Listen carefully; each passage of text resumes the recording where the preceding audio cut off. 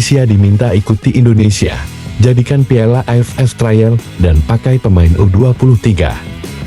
Turnamen kelas Asia Tenggara itu baru saja menggelar drawing atau undian grup di Hanoi, Vietnam. Grup A diisi juara bertahan Thailand, kemudian Malaysia, Singapura, Kamboja, dan pemenang playoff Timor Leste atau Brunei. Sedangkan grup B diisi Vietnam, Indonesia, Filipina, Myanmar, dan Laos.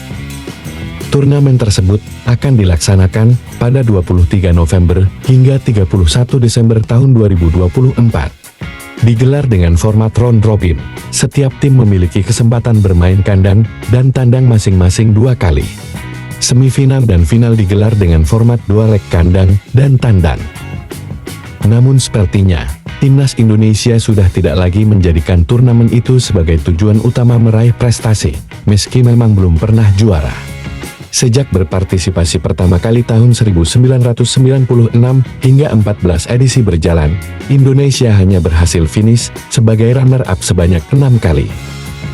Sebagaimana dilontarkan Ketua Umum PSSI Erick Thohir awal Mei ini, yang menjadi prioritas adalah menaikkan ranking FIFA Indonesia. Piala AFF atau Asian Cup cukup sebagai ajang uji coba atau trial saja. Hari ini prioritas kita ke peringkat dulu.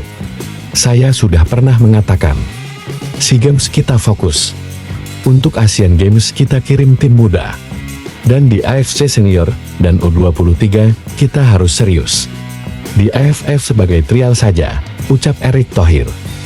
Lantas, pandangan agar Piala AFF tak dijadikan fokus utama Indonesia. Hal ini kini juga mencuat di Malaysia. Pelatih timnas Malaysia Kim Pan Gon diminta menjadikan ajang itu sebagai tempat pembinaan terbaik untuk memperluas jumlah pemainnya menjelang kompetisi besar tahun depan. Media Malaysia melaporkan bahwa Kim akan memanggil pemain pinggiran dan pendatang baru untuk ASEAN Cup tahun 2024.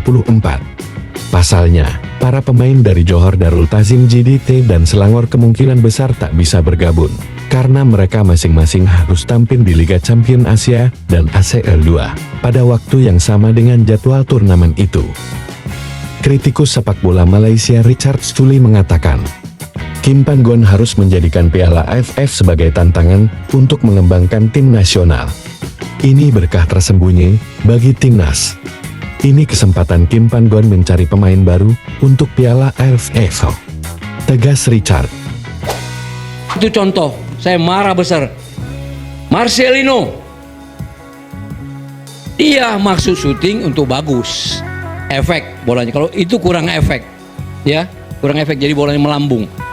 Saya tahu kualitas Taran, hanya melempar bola saya, nggak bisa apa-apa anak ini. Selain melontarkan kritik pedas terhadap 2 pemain muda timnas Indonesia, legenda timnas Indonesia ini juga lontarkan kritik pedas buat PSSI.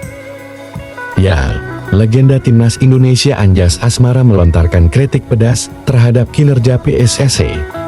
Menurutnya, Federasi Sepak Bola Tanah Air tersebut tak becus dalam menjalankan tugasnya. Anjas juga mengatakan, timnas Indonesia tidak dapat meraih prestasi karena PSSI bekerja kurang maksimal. Padahal, ia merasa kualitas skuad merah putih tak kalah dengan negara lain. Bahkan, Anjas menyebut pada saat dia dulu masih menjadi pemain timnas Indonesia, sering menghadapi lawan-lawan dari negara besar. Namun, PSSI yang sekarang malah undang tim bola entar dari negara mana? Negara yang tidak ada di peta. Masa kita seperti sekarang ini? Imbur, pria berumur 70 tahun tersebut. Selain itu, Anjas menyatakan, orang-orang yang berada di PSSI sekarang ini tidak paham sepak bola. Maka dari itu, ia berharap ada perubahan agar timnas Indonesia dapat berprestasi. Saya lihat orang-orang ini berbondong-bondong mau jadi pengurus PSSI. Tapi mereka hanya pikir gajinya saja, tapi tidak pikir prestasi. Saking kesalnya, Anjas meminta PSSI dibubarkan saja. Kenapa saya minta bubarkan PSSI? Karena PSSI dari hulu sampai hilir orangnya itu-itu saja. Asproflah, ekskolah. Sepertinya mereka cari gaji bukan prestasi. Tutup Anjas Asmara.